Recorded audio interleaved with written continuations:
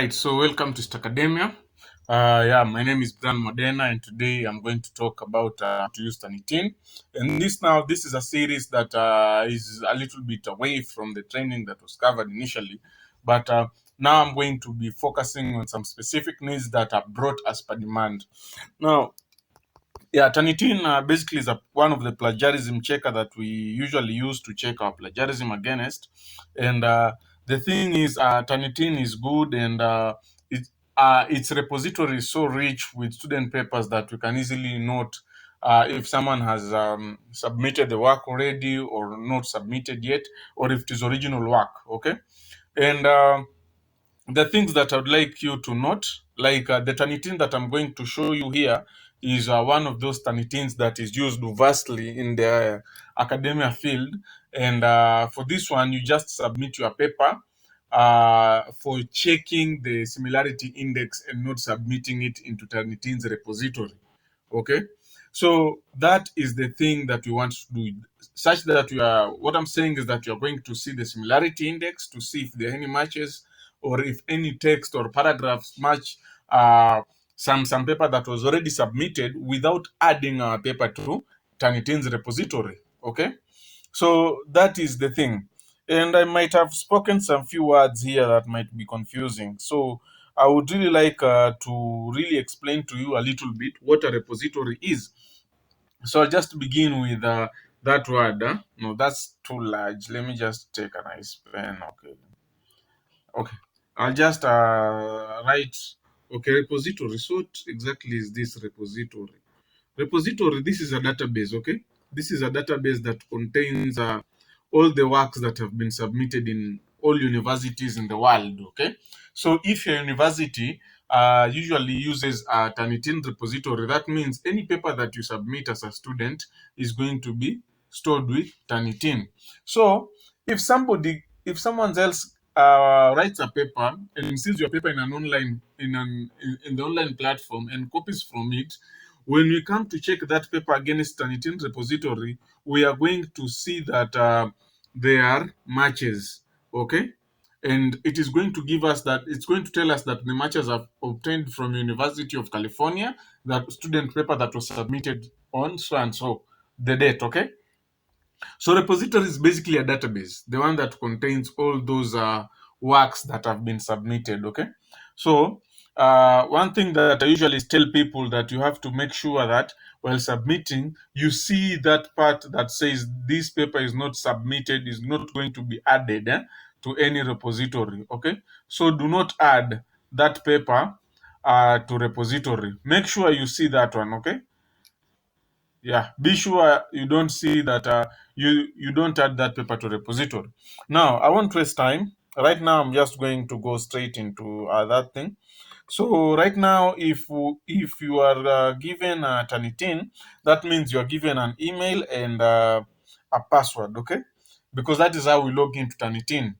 So you are given an email and a password, and when you log in, you are going to find that you have active classes inside that Turnitin.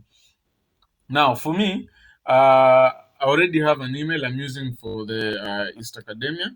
So the thing is, I'll just click there. You can just search anyway, by the way. Let me just show you another process. You can just come in Google here and search Turnitin.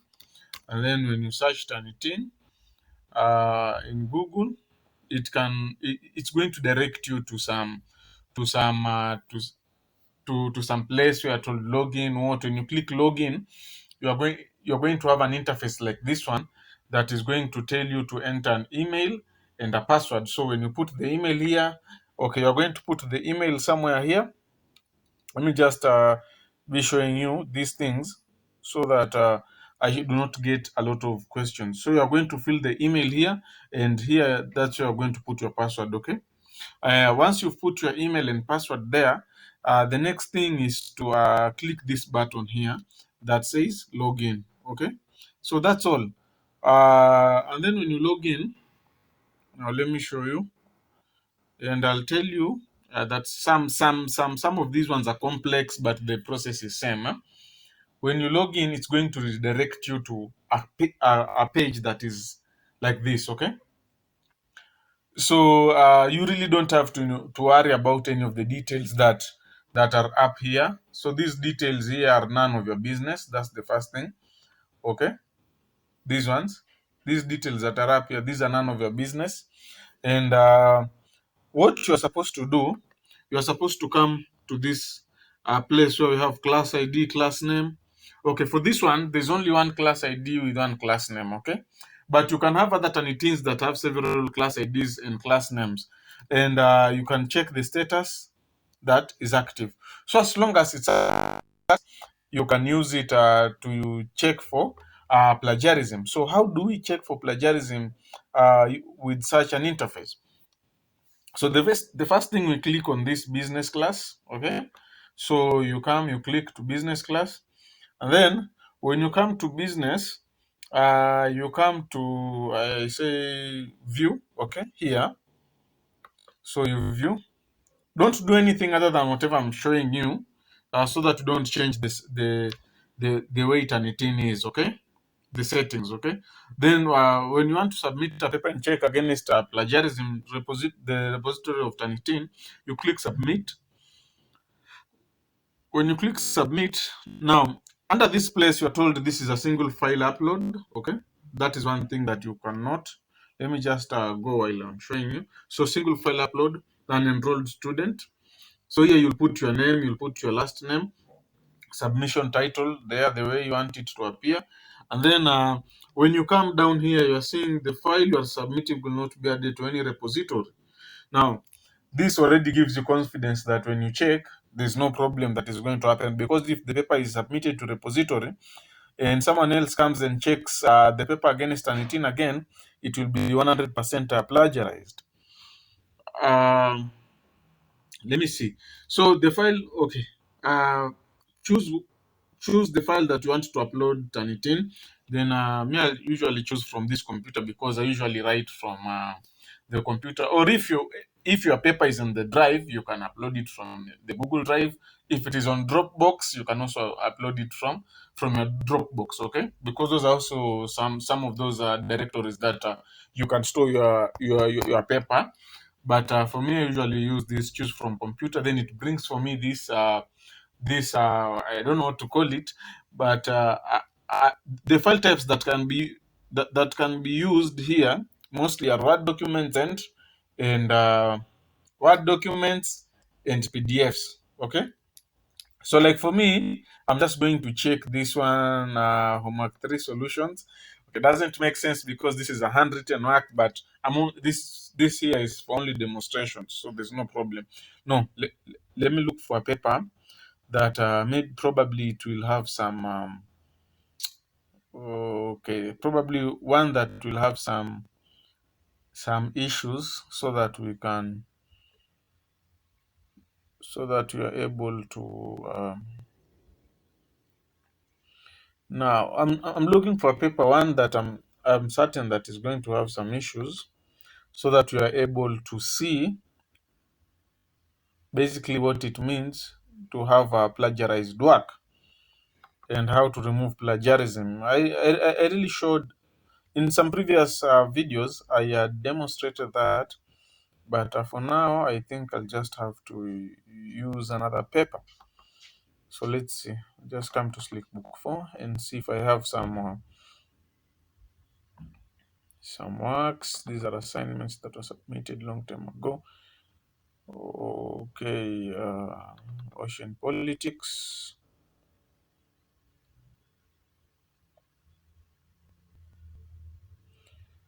Okay, territorial waters. Let me see this one for open oceans, week 9 open oceans. And then now I can, you come here now. After that, you come to this part here that is written upload. Then you upload your paper from here. So you can see it's written upload. So now you can upload your paper from there. So when you click upload, please, oh, I didn't fill these words. Okay. So it wants my first name. So my first name, I'll just write, so me, I told you my name is Brian. You don't need to put your official names. And my other name is Modena. Okay. Submission title, I want this to be a plagiarism check, or I'll just write report, something of that kind. Okay, and then I've uploaded this and I've seen the file submitted, not added to any repository. And then week 9 reflection paper, that's the paper that I want. Then I come to upload. So when I come to upload, it's going to take time and to load. Now, one thing I'll tell you is that sometimes Turnitin is too busy, such that you realize some of these processes go slowly. Right now, it's going too fast, okay? But sometimes the processes can go very slowly to an extent that you really get concerned, you really have worries that things are. But the Turnitin website or database sometimes is usually congested. So when you experience that, you can just leave it for some time and then you come and check later. Okay. The reason as to I'm saying that, and this is the reason why I prefer guys who finish their work earlier, not waiting for the deadline for them or few last minutes, okay?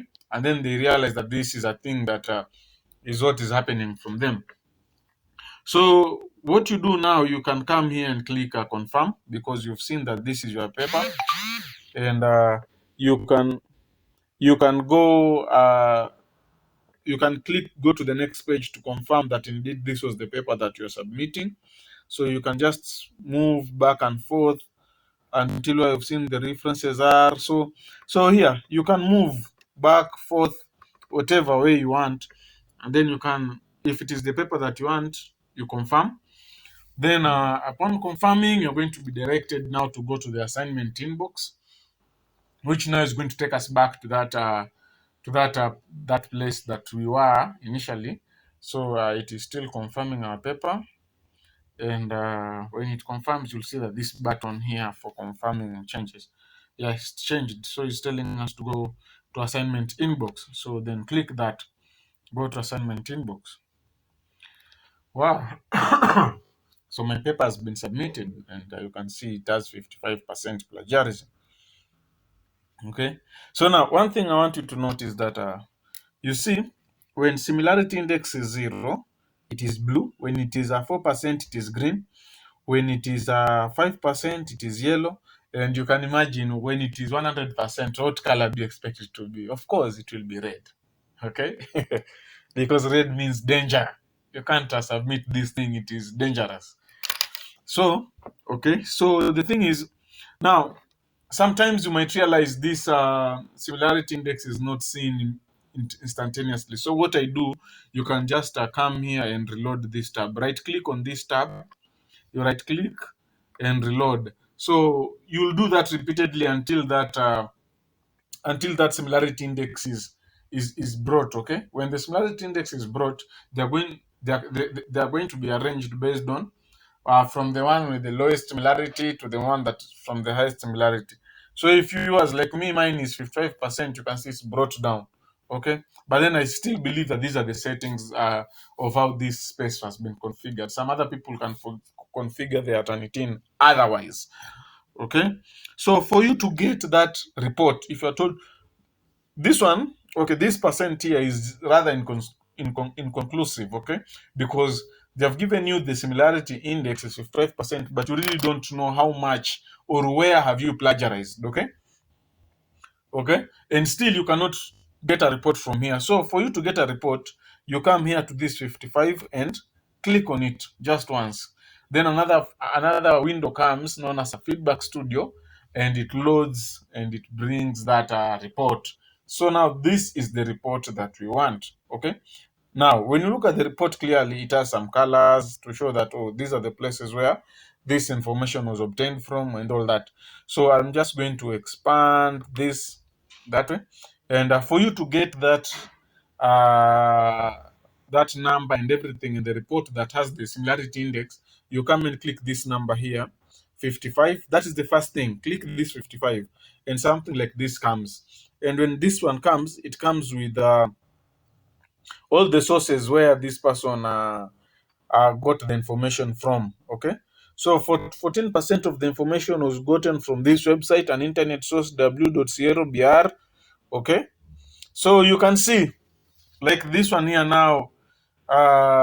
If I come to number one, which is highlighted in red, and I change all the things that are highlighted in this number one, I'll have reduced the similarity index with 14%. When I change for this one here, I will have reduced the difference similarities by 14%. When I change both for 1, 2, and 3, 1, 2, and 3 already it's 14 plus 14, 28 plus 7, 35%. So I'll remain in how many percent? 20%. Okay. But the good practice is anywhere that you see that this plagiarism is concentrated, you go remove it, okay? You go change, paraphrase that place. And do not paraphrase using robots, okay? Like Quillbot, because uh, some of those robots really paraphrase those things to an extent you don't even understand and it doesn't make sense. So be careful. If you are good to write and you know you are rich in vocabularies and other things, you can easily paraphrase these things and remove the plagiarism. Okay, so you can just go down and scroll and you can see yeah, there's a lot of plagiarism that happened in this order. So that's the thing. Okay, so if you want to download, you come to this setting icon, the one that looks like a gear, that gear icon. It tells you download and information tools, but we're only interested in download. So these are the information tools, okay? And this is the download button. So for you to download, just click that one. And you click current view, okay? Current view, this means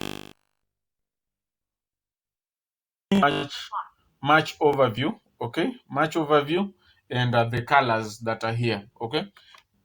And that is why I told you to click 55. If you don't click 55, you are going to get the report, but with no percent in it.